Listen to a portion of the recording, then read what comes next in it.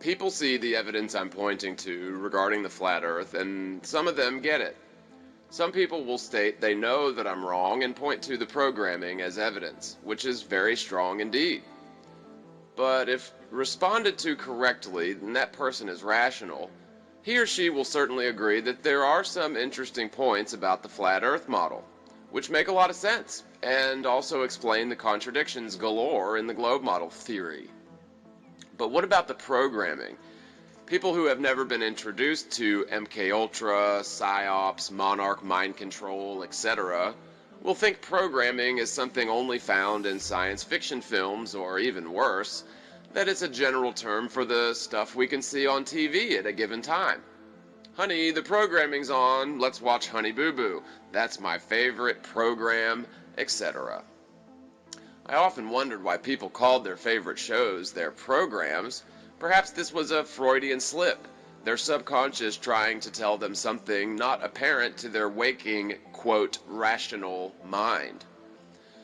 The programming is rather obvious to our subconscious. The garbage shoveled into our mind via the television waves is inherently altering the way we think, or the ideas we subscribe to. Indeed, the programming is a very suitable word for it, and it is very potent indeed. Day after day, year after year, the programming has essentially remained the same if you're not paying attention. If you inspect the, quote, evolution of the programming, it's actually gotten more intense in its effect, sharper in its mediums, and ever deeper into the subconscious minds of the masses and ever younger audiences targeted. Oh, and let's not forget the ever more perverse, but also effective as the years go by. It's commonplace for a child to see a full-on naked chick doing the reverse cowgirl in a cartoon with a cute little mouse or whatever, or getting a good long look at Jessica Rabbit's nether regions. We're told to think it's just a couple of perverted artists having a laugh, but in reality there are very specific reasons subconsciously to expose children to repeated displays of perversion. The groups that produce and distribute cartoons are run by the very same people who meet secretly behind closed doors with the executives in bed with the military-industrial complex. Walt Disney is a prime example of this. He was so tied in with the military-industrial machine, just like all the other major distributors of videos and music.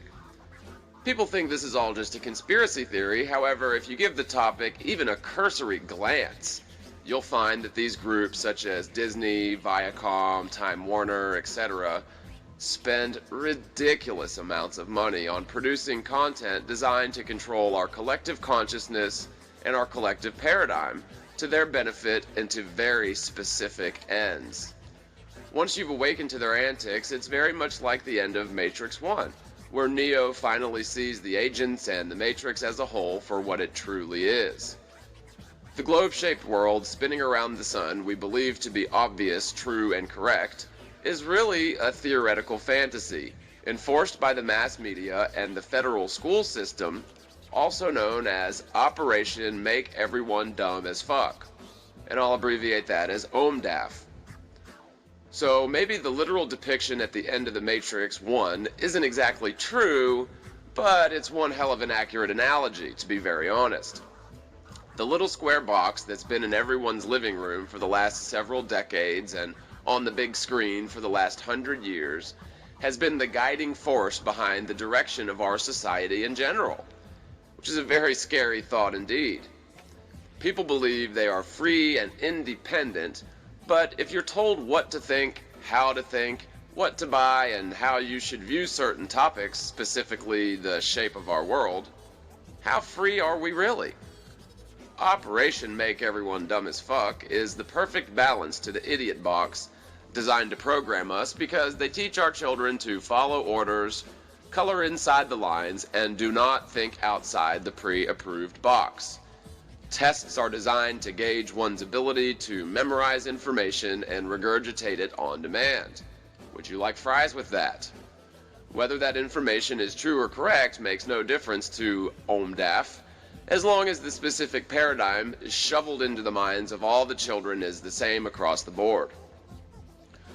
So this programming that I'm describing has been an all-out assault on our senses since we were very young, and has increased in intensity, effectiveness, perversity, and callousness incrementally so that people wouldn't really notice the changes. Sort of like boiling a frog, if you're familiar with the analogy. Now, the vast majority of the world sees the programming as the absolute, irrefutable truth. They will believe essentially anything that is said on the idiot box or what is relayed to them via Operation Make Everyone Dumb as Fuck, since it was asserted to them by a figure or a device which they trust inherently. In the case of the idiot box, people will even subscribe to ideas subliminally suggested to them in a completely fictional movie without them even knowing it. That's how hypnotic suggestion works.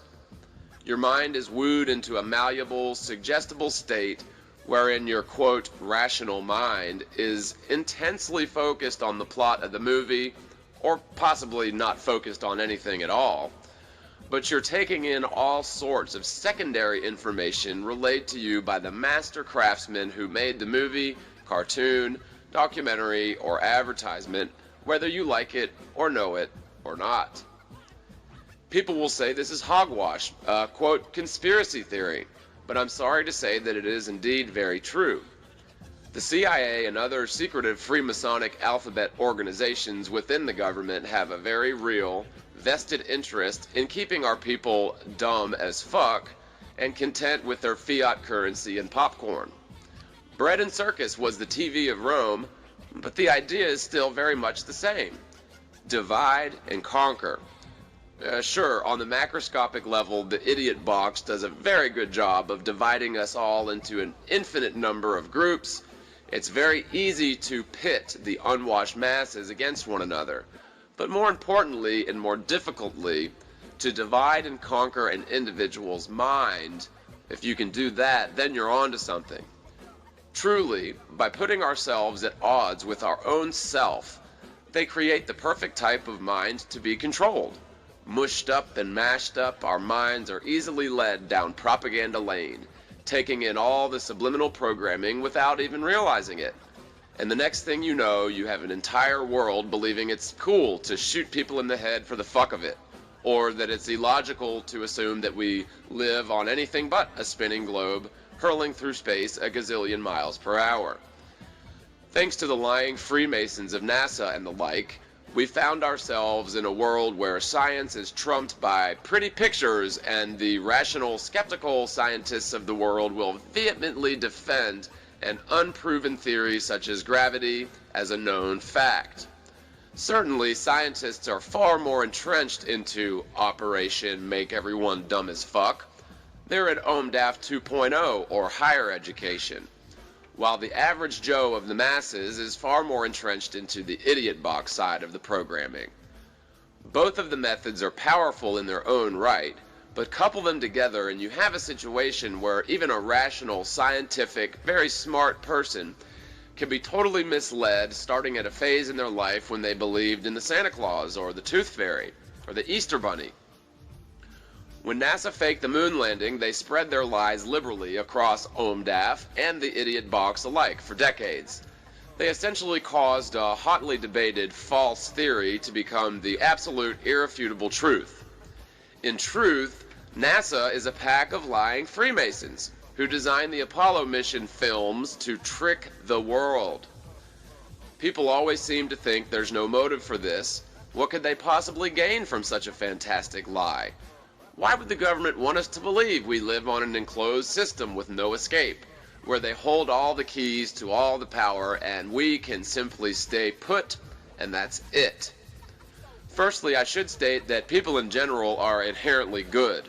They want to do the right thing most of the time and will tell you the truth under most normal circumstances. Most people love their children, their neighbors, and honestly wouldn't do anything to hurt a fly or deceive a child. Granted, those same people will tell their children that Santa is real and will probably smack a fly, but they were also programmed to do so and don't see the harm in it, so that's really a topic for another discussion. Suffice to say, if you do lie to your children about Santa, the Easter Bunny, or the Tooth Fairy, It's probably best if you tell them it's a game going in, it's not for real, and you're just doing it for fun. It's probably not a good idea to lie to your children for the duration of their formative years about something you know to be a total lie. The, quote, religious holidays have nothing to do with Christ or Christianity if you're a Christian. Again, I'm sort of straying off topic here, but just so you know, Easter is the worship of Ishtar, the pagan fertility goddess, where in ancient rituals they would dye eggs in the blood of a sacrificed virgin on the spring equinox. Just saying. But back to the topic, the spinning globe model, which we assert to our children as a fact, is actually a long series of lies that were designed to trick the entire world into believing we live on a finite enclosed system with literally no escape. If the entire world believes or, quote, knows that we live on a spinning sphere hurling through space, then the world becomes a boring, scary place where material possessions trump compassion, generosity, or empathy for your neighbor, and a worthless fiat currency becomes the end game for criminals and doctors alike. Could you imagine traveling to an alien civilization where the inhabitants appear to be intelligent and good-hearted, but would literally kill or at least deceive one another in order to accrue greater amounts of worthless paper?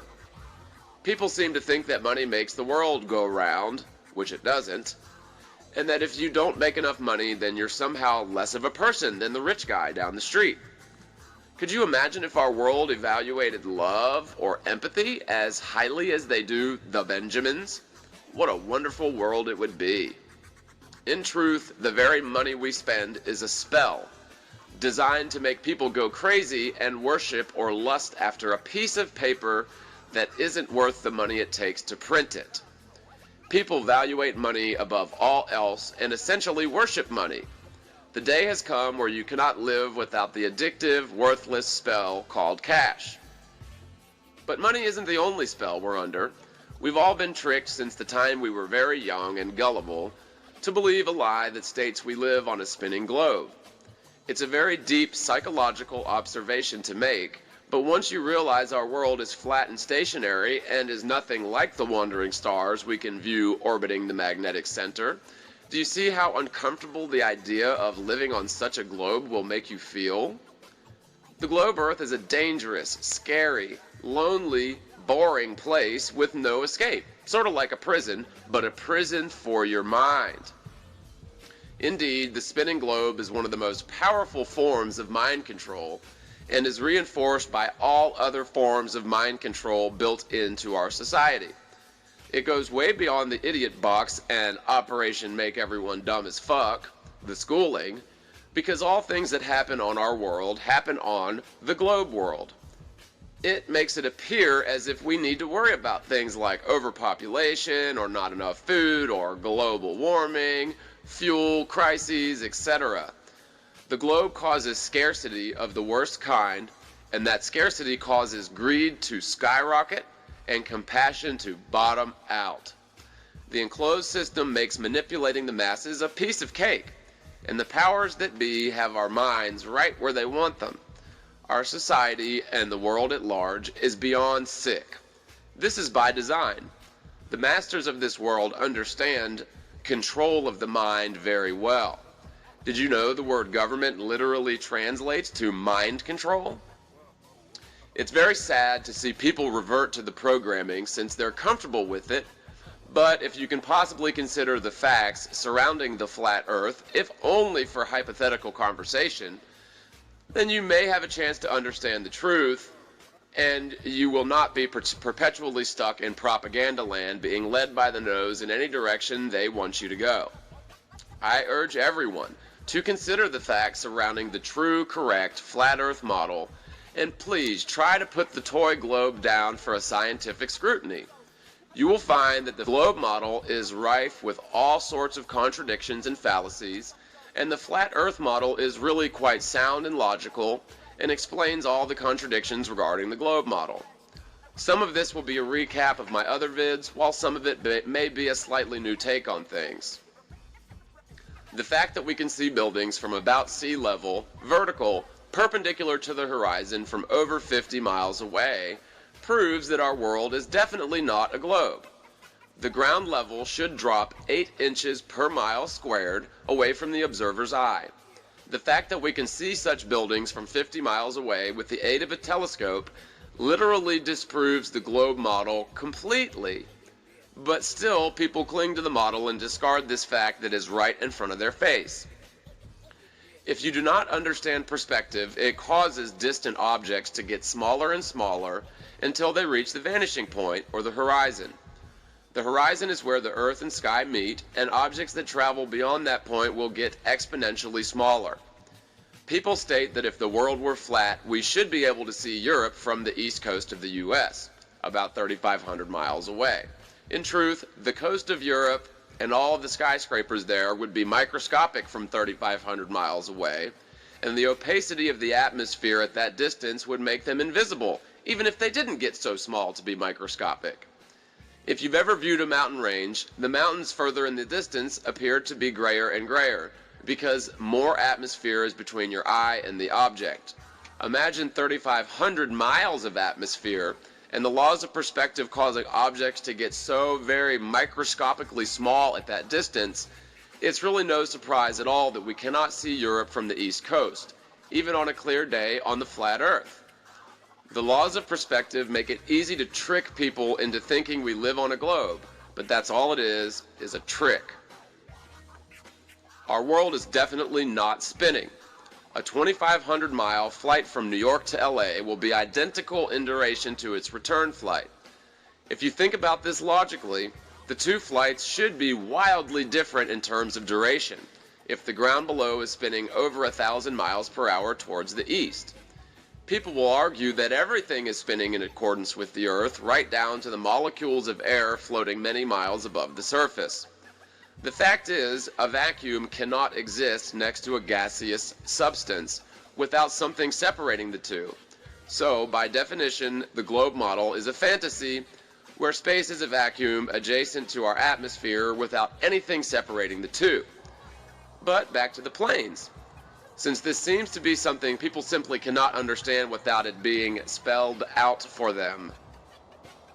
If the westbound flight from New York to LA is spinning about 1,000 miles per hour eastward before takeoff, the instant the tires leave the runway and the jet engines begin to propel the plane west in the opposite direction of the spin, at what point does the plane break free of the eastward spinning lent to it by the Earth, with the tires planted firmly upon the ground? Never? The second law of motion states an object in motion will tend to maintain its velocity until enacted upon by some other force. With all due respect, wouldn't several jet engines attached to the plane count as some other force? Even if the plane is spinning with the Earth at 1,000 miles per hour before takeoff, when the plane heads west traveling in the opposite direction of the spin, the plane is traveling at a max rate. For argument's sake, we'll say it's 500 miles per hour, but if you do the math, most planes make the journey from New York to LA at an average rate of 458 miles per hour, but we'll say 500 to make it a round even number.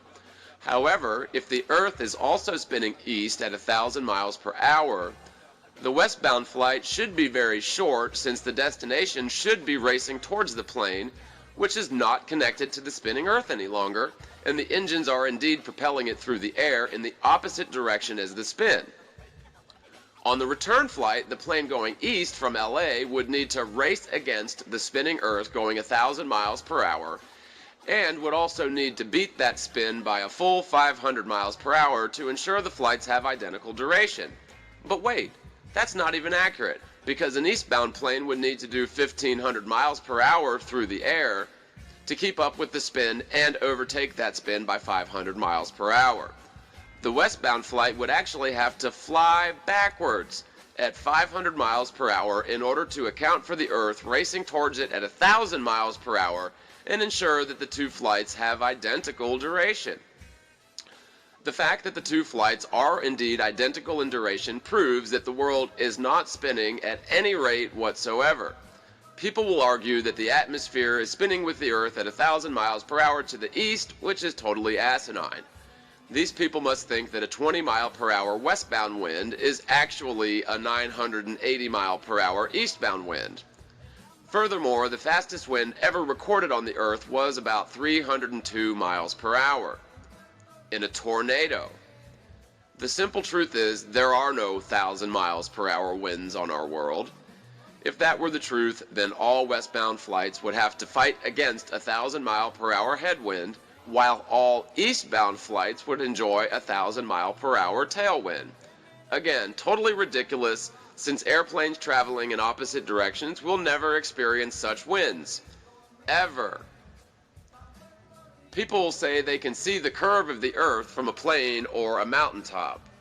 In truth, the horizon is totally flat and horizontal. If you could gain enough altitude, say in a weather balloon with a camera, to see the horizon at 360 degrees around you, the horizon will be a flat and eye level regardless of altitude. Now it will appear as a curve, but that's because you're viewing a flat, equidistant horizon all around you, which will make it appear as an equidistant circle around you. So it looks like a curve, but it's actually a flat surface. Furthermore, from a weather balloon camera, the higher up you get, the distant horizon should drop lower and lower as you can peer further out as altitude is gained. Once you get several miles into the air, you should see the horizon well below your line of sight and not at eye level all around you. The shots from the International Space Station, or super high altitude jumps as well, all use fisheye lenses to make all straight lines appear to curve in all sorts of directions. This is trick photography and is designed to mislead you. If you view such footage using a regular wide-angle lens, you'll see that the horizon does not curve around a ball and is flat, equidistant circle around your point of view. We are microscopic when compared to the world, so we can only observe a small portion of it at any given time. The laws of perspective affect our horizon or vanishing point regardless of altitude, but high enough altitudes we can clearly see that our world is not a globe and is also not spinning. Gravity was a theory dreamed up by Freemasons who wanted to trick the world into believing we live on a globe. They did not want to subscribe to the creation account in Genesis, and so they essentially proved God was a liar when they, quote, proved we lived on a globe.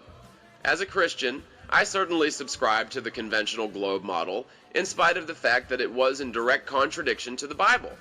I did not alter my faith nor my scientific beliefs due to this contradiction, although it appears that I should have. I should point out that this contradiction in belief within my own mind put me in a perfect state for mind control. What goes up must come down is a law of physics.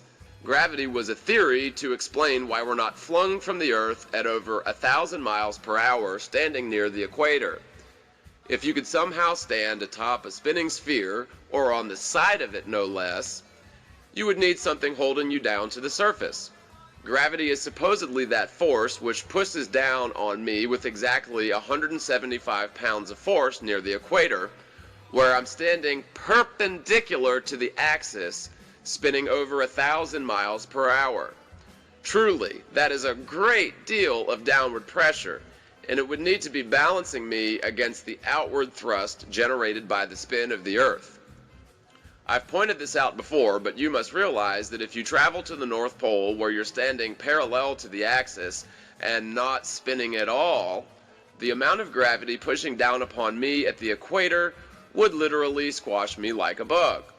We're talking about enough force to keep me pinned to the Earth, standing perpendicular to the axis and spinning over 1,000 miles per hour, remember? That amount of force would be overwhelming if we stood near the North Pole, where we're parallel to the axis and not spinning. It wouldn't cause you to weigh a little bit more. It would cause you to weigh many thousands of times more, and no amount of arguing will change this. When the globe model was being theorized, people didn't have the technology to travel to the North Pole and weigh themselves. Indeed, the first person supposedly to travel to the North Pole was in the early 1900s, and even that is debated. The conquest of the North Pole was for many years credited to U.S. Navy engineer Robert Peary, who claimed to have reached the pole on the 6th of April in 1909, accompanied by Matthew Henson and 4 Inuit men. However, Peary's claims remain highly disputed and controversial. Now, these guys were mariners on an expedition and probably didn't weigh themselves to prove or disprove the globe model. They just wanted to get there and eat snow cones or whatever it is they do there. So, in theory, the globe model would fall apart if we weighed about the same at the North Pole versus the equator. When I was in science class as a child, I remember being told that the barometric pressure above me was pushing down on me with whatever I happened to weigh on a scale. I remembered thinking to myself, even then as a small child, probably 10 years old or so, but what about gravity? Isn't that also pushing down upon me along with the barometric pressure you're talking about?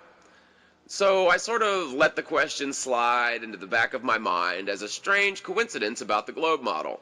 So if people weigh slightly more at the North Pole, it could be explained by changes in barometric pressure, or the air pushing down upon me differently at the North Pole versus at the equator.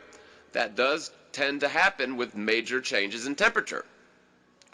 But it certainly doesn't account for the major force of gravity pushing down upon me at the equator, keeping me pinned to the earth in spite of traveling 1,000 miles per hour to the east and again standing perpendicular to the axis. Anyone who tries to argue this point is a pseudoscientist or a shill, or they simply don't understand physics, geometry, rotational motion, or critical thought. People tend to think that since I'm pointing to evidence of the flat Earth, that I'm somehow stating the moon and sun are also flat. The theory is the flat Earth theory, which is true and correct and has nothing to do, as far as I'm concerned, with the sun or the moon being flat disks. There are some flat earthers who believe that the sun and moon are flat disks. I could be wrong about this. Indeed, I could be. But I believe the sun and moon are spherical and massive objects, not nearly as far away or as massive as told in the conventional model. Again, we can use Euclidean geometry to estimate the distance of the sun, which I've detailed in one of my other videos. The end of the world, the globe is being crushed.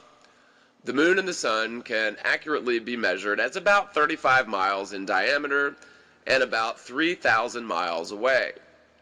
Something is apparently causing them to orbit the magnetic center of the known universe, which is fixed upon our North Pole. This force appears to be electromagnetic and could be explained by quantum locking, which is a magnetic phenomenon with supercharged objects. The picture, the one single picture of Earth from space, quotes, Earth from space, courtesy of the lying Freemasons of NASA, is obviously perfectly spherical, just like the sun and the moon. Now, modern science states that our world is definitely not perfectly spherical, but rather an oblate spheroid or even a pear-shaped spheroid. If that's the case, then why are the sun and moon perfect spheres? They too are supposedly spinning around in space, which makes the notion of oblate spheroids totally laughable. And furthermore, what about the perfect sphere shot by NASA in the one single picture of the Earth from space?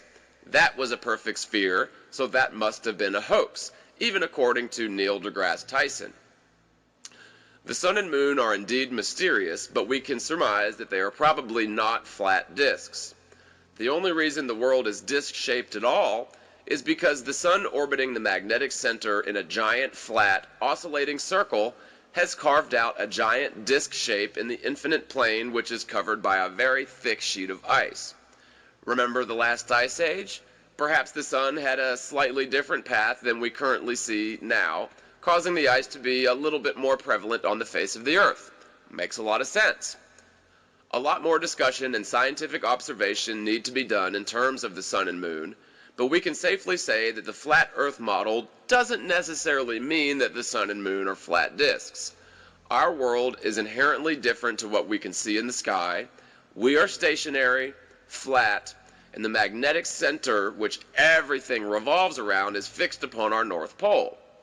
The Idiot Box and Operation Make Everyone Dumb as Fuck have done an excellent job of removing creativity and rational thought from our society. If the idiot box and O.M.E.D.A.F repeat something loudly enough and enough times, a total lie can become a quote known fact, and anyone who dares question the theories vomited forth by the mind control programming will be labeled as stupid, since everyone knows Jay-Z is the best rapper and everyone knows the earth is a globe. Everyone acts the same, dresses the same, talks the same, and worships the same thing: money and the programming and the idols on the idiot box. People worship celebrities or idols, which is the most ridiculous thing I've ever seen. However, it's the norm in a world full of mind-controlled sheeple, blissfully ignorant with the beer, bread, and circus, gracefully provided by the Freemasonic liars who control the public's mind.